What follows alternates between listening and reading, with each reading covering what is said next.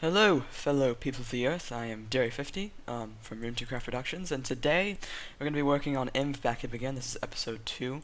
So last episode we loaded the config and we set up everything for loading the config, and if it isn't loaded correctly, it throws an exception and all that jazz.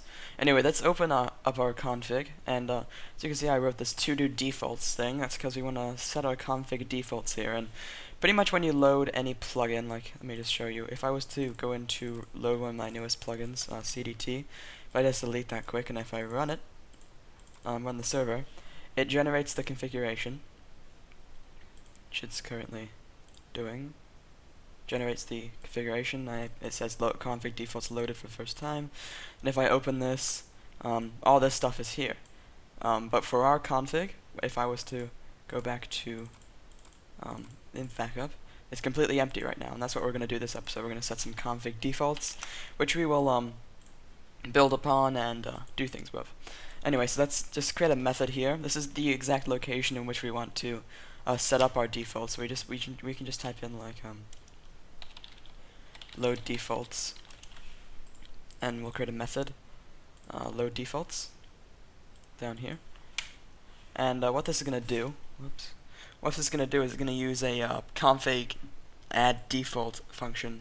So let's just get this rolling. Let's do config.add default, and we'll do for the path, we'll make it cd, or no, we'll make it, well, I don't really know what we need to add defaults for right now. Maybe we'll just set this up. So config.options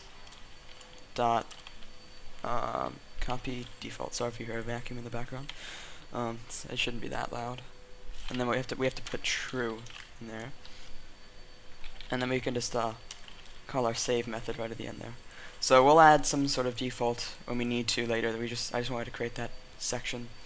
One other thing we want to do is we want to save server usage.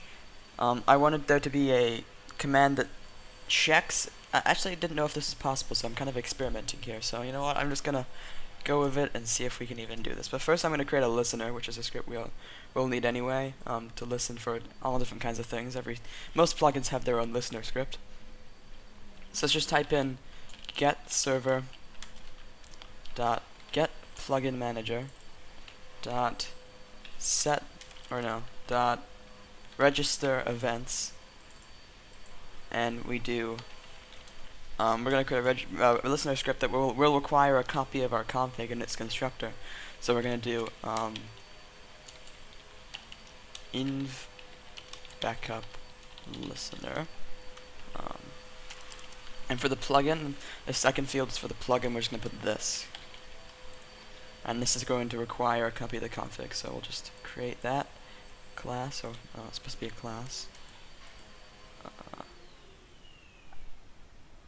Oh, we have to type in new. There we go. Now we can create class.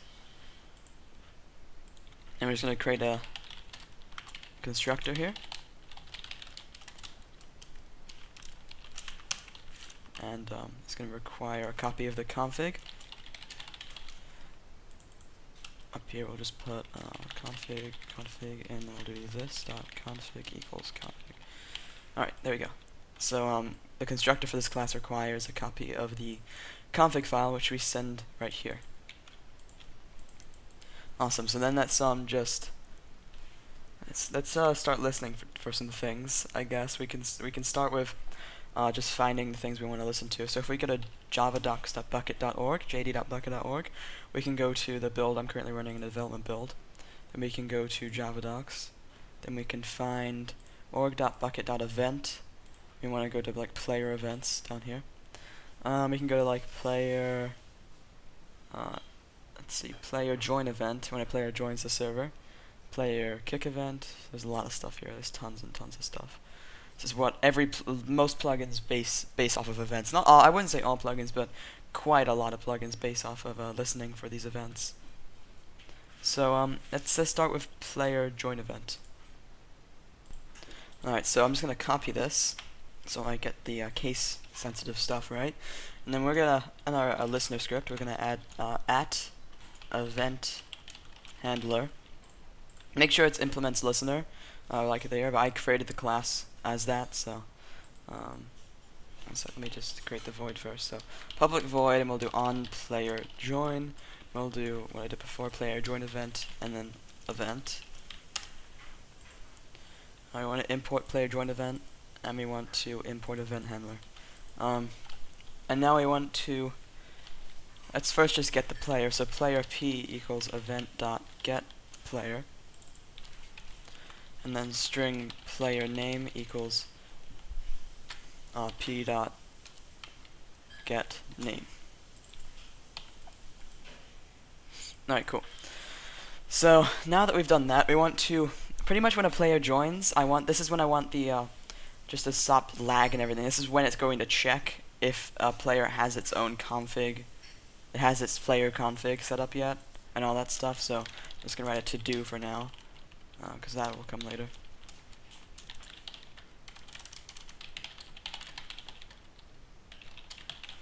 Alright, so I just wanted to set up a couple dependencies, one being the listener script and config and all that crap. And now I think we're going to want to set up a quick command listener.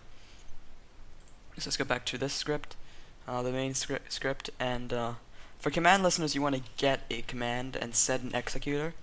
I like to keep everything in different scripts. I mean, all the stuff I'm doing now you could all do in just a main script, but I don't like doing that. It's generally not as clean if you do it that way. So get command IB, and then we'll do .set executor new inv command listener, and then this will also require a copy of the config. And I think we'll do the same for we'll do IB, and we'll do InvBackup. So both of those commands will relate to this class, and then this is all set up for us already. I do want to change a couple of these things though. First of all, I want to create the constructor, so like we did before, inv command listener.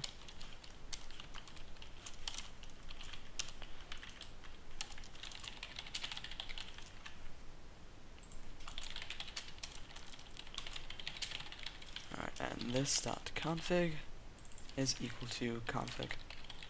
If you're wondering why I'm creating all these constructors, is it just kind of passes a copy of the config around to all the other scripts we have in our package here, and it's just generally cleaner and better to do that, other than making every single method in here static.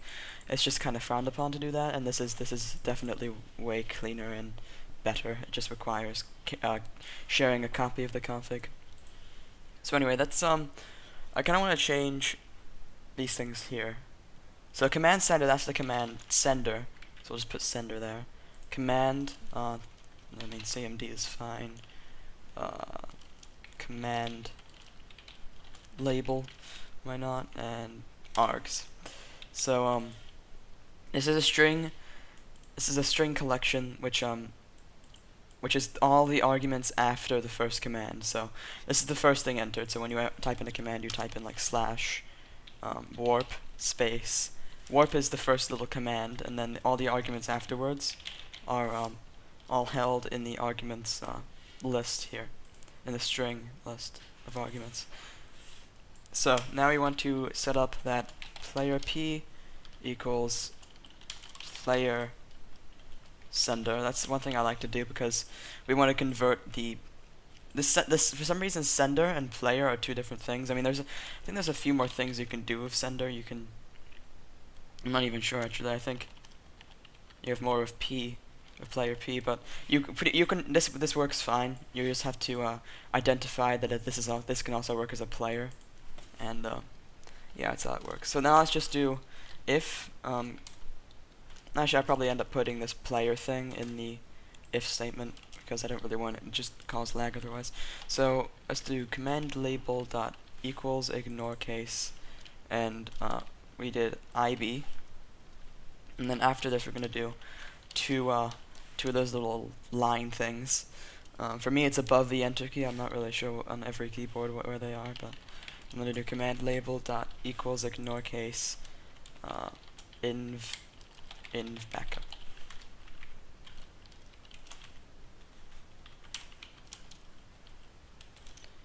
Alright, so if you're in this statement here, we're gonna want to type in return true, and if not, then it will return false by default. So that's how that's gonna work. And we haven't set up any of our commands yet. I just kind of wanted to get this set up and ready, and then we're gonna want to go in our plugin.yml. Whoops. I'm gonna drag it and open it here. And we're gonna want to add the commands. I want to get the correct format though, so let me just open up another command. Plugin YML. So yeah, you want to type in at the end, just like here, commands, and then space, then 1, 2, 3, 4, and then you want to type in the first command, and then description. I think is that it? Yeah, description, and then I want that to be base command for InvBackup. I want to do the same with the other command, InvBackup. 1, 2, 3. Description, base command for InvBackup. And then I'm gonna add a little usage statement here, which is just gonna be a line. I think I just got cancelled. I don't even know why I added that before. Honestly, I think it just like cancels the usage statement or something. I don't know. I'm gonna add that there anyway.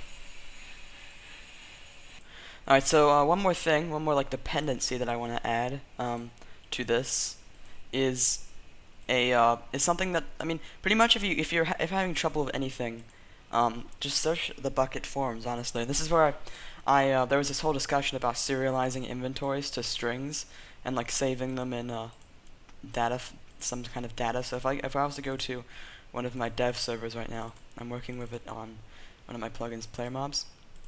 Over my data, this is a base 64 string serialized from an inventory. So pretty much it's like saving an inventory and then like getting the inventory back, like equipment and inventory. So yeah, that's how that works. And I actually searched this online, and I think that was first posted by some other guy in this discussion, but then someone down here updated it for 1.6.2 right here. Is it? No, it's not. This one is it. Okay. This is the base 64 one. I like the base 64 one a bit better. So pretty much I just copied this and put it in. I just wanted to give credit to this guy, SoundX. But I'm gonna actually code it, show you how it works, because I think that's better than copy and pasting. So let's just create a new class and call it InventorySerializer.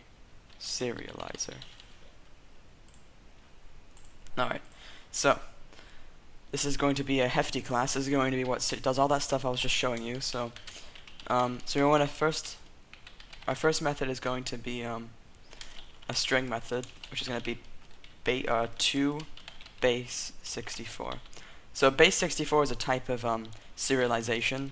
I don't even know really what it means. It's some sort of data saving method. I don't know. It works. That's all I care about. So here we have another return statement. So we want to create a byte array output stream, and we're going to call this output. No, just call it output stream. Equals new, and then data output stream output stream. We want to import Java IO and Java IO.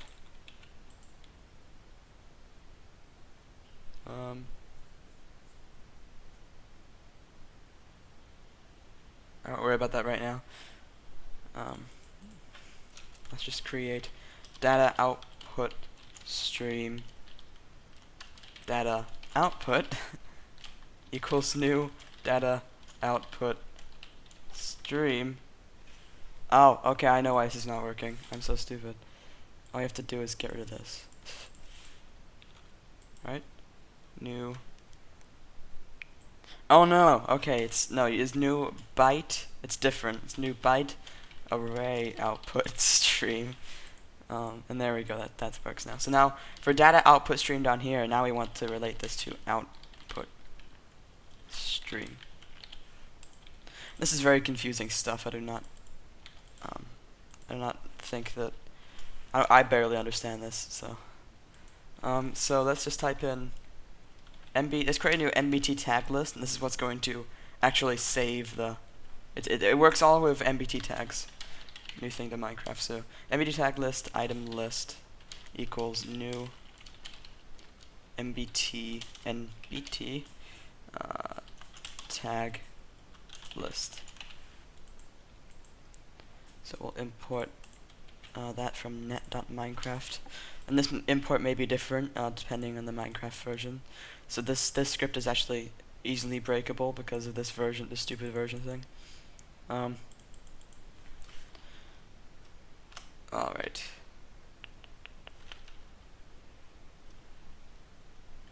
So now we need to save all the elements in the list. So let's do for int I equals 0, creating a for statement, and then and then we'll do inventory dot get size. So you have a greater than sign, and then inventory dot get size, and then we'll do I plus plus.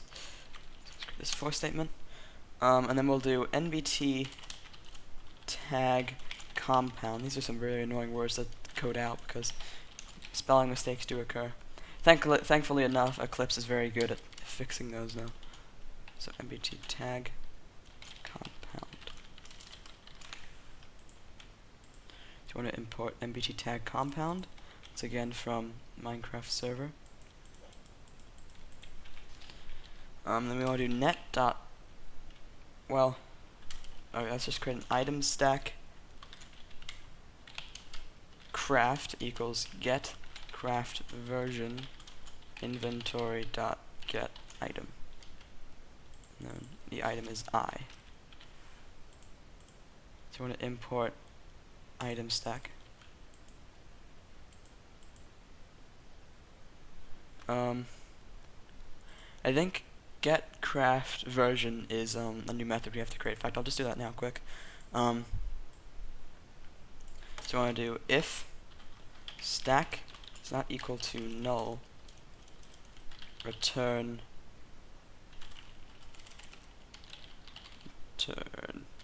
craft item stack dot as an ms copy stack. And we want this to be actually item. I'll just rename this to stack. It's quite obvious that I'm copying this from another file, and I did tell you this because it's made here, and I'm not this good at Java. This is completely ridiculous. So yeah, I'll give credit to the Bukkit forums. In fact, I kind of want to find the guy who first created it. Maybe it was. Maybe not. Probably on the first page somewhere.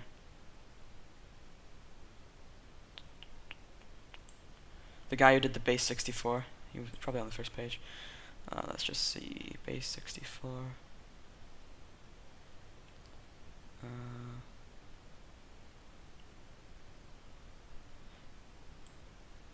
Yep, here it is.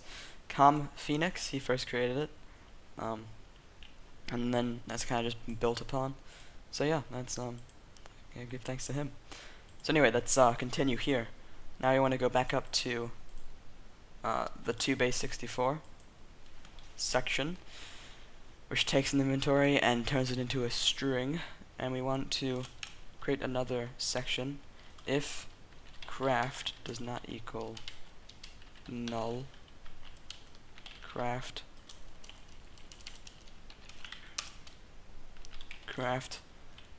dot save. I'll do or output object. and then item list dot add, and you want to do output object. Alright, there we go. And we can actually just, we don't even really need this, we could just do this, and then, yeah, it's fine. I'll just space that out. Alright, so now we want to get out of that for statement, and we want to do mbt base. I want to do mbt base dot, oops, press something, dot a. We want to do item list and then data output. And we have to still add a return statement, so we'll return new big integer 1 output stream dot to byte array, that's very important, dot to string 32.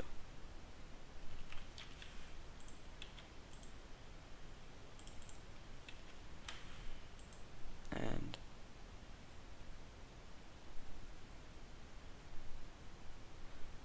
we did a to string at the end, didn't we? Oh no, we want to do that at the very end, so dot to string 32 right there. Alright, so that's the two base 64 sections. This will take a player inventory and transfer it to a string and code it in base 64. And of course, because of this, we're going to need a from base 64 section, because we want to be able to take that same encryption and unencrypt it. So we're going to do public static inventory. So this is where we're going to return the inventory. Then from base 64. And we want this to be string data. And then we'll do byte array input stream equals new byte array input stream new big integer data 32 dot to byte array. And of course we want to import byte array input stream again, or not again, but yeah, we have output stream, it doesn't have input stream. And I want to do mbt tag list item list once again equals, and we want to create a modifier mbt tag list mbt base dot a. I want to do new data input stream input stream. So that's some very tedious coding. New, there we go. Alright. Alright, so now we want to identify the inventory. So inventory equals new craft inventory custom. That's what we have to do, because it's not getting an inventory from something, but we're creating the inventory. Item list dot size. So we're creating it of the size that the item list is. So let's just import craft inventory custom. And then we're going to want to create another for statement, which is kind of going to do the opposite of what we did above. So for int I equals 0, I item list dot size and I plus plus, and we want to add an extra semicolon there. And then mbt tag this is probably one of the most tedious things to type. compound input object equals nbt tag compound,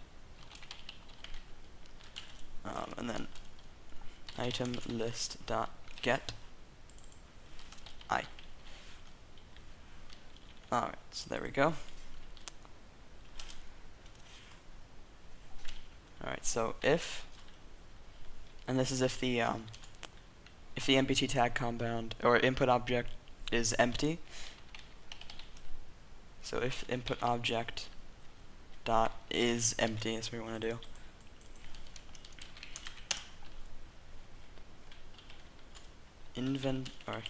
Inventory dot set item,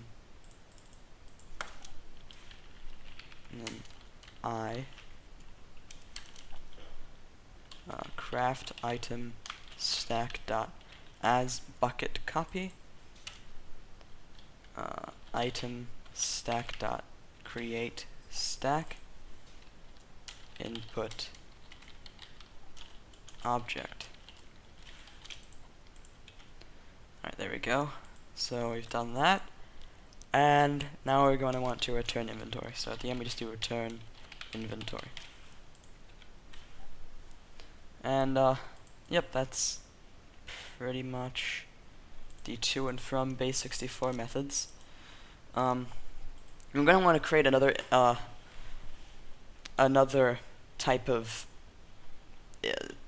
what am I saying? I want to create another method, which the problem with player inventories is they're different from inventories. When you do p, let me just go to an example of player. If we just did here p dot get inventory, it returns player inventory in most cases, and that can be fine. But for get equipment, that's entity equipment, they're all kind of different, and we have to be able to differentiate between them all. So let's create get content inventory, or no, let's just first create get armor inventory. So let's do public static inventory. So this returns an inventory from get armor inventory. Get armor inventory, and this converts a player inventory's armor contents to a type of inventory. And this is how we're gonna to base64 with the player inventory. So we'll do player inventory, and we'll just do inventory again. Let's just import player inventory. Oh, never mind. Let's do item stack armor equals inventory. Well, let's just do item stack A because armor is spelled differently everywhere. Inventory dot get armor contents. So this returns just the armor contents of an inventory. Then we're going to want to do craft inventory storage equals new craft inventory custom null armor dot or a dot length.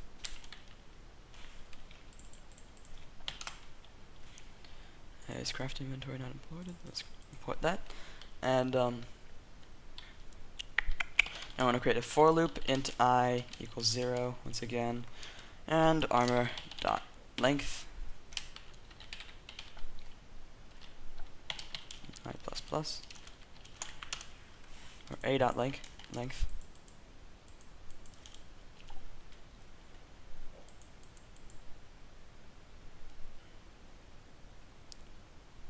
Why would you change I to a boolean? I'm gonna keep coding this. Oh, I know why. I'm stupid. You need to do I. There we go. Alright. So storage dot set item, and we'll do the index is I, and the item is a I.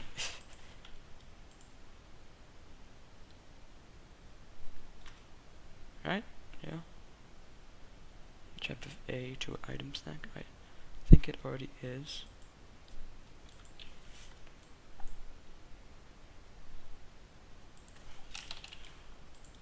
Alright, that's what we have to do.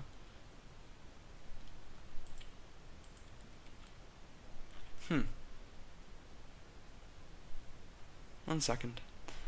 I figured out what the problem was. We imported, there are two types of item stack. There's a net.minecraft.server item stack, and actually just to make our lives easier, I'm going to get rid of this import.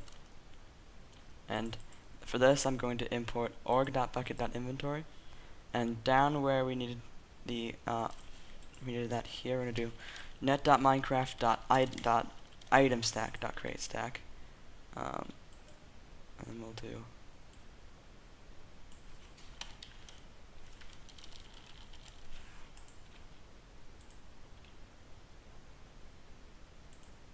maybe that's, wait.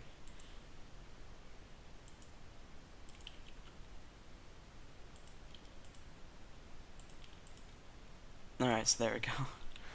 That's just very confusing. Item stack. We did item stack here. This is supposed to be a bucket item stack, so we already imported that, didn't we? I'll just let it do its stuff. And for here, I have no idea, honestly. Inventory.getArmorContents. It already, I wonder what kind of item stack this is supposed to be.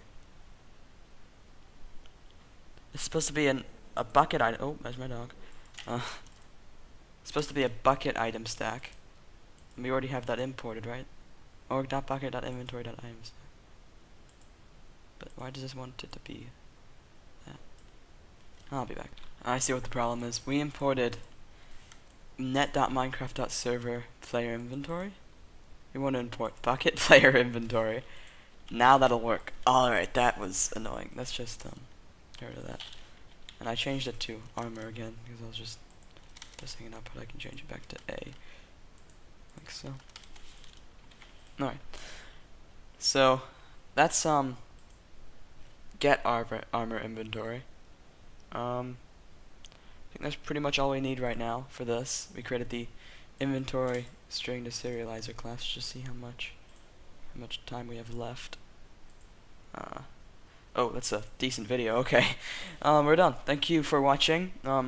This episode we've created some listeners and the inventory string to serializer, and hopefully next episode we can actually start with the core, more of the core code, like actually getting player data files ready for when a player joins, and yeah, that kind of stuff. So anyway, thank you for watching, and I will see you next time.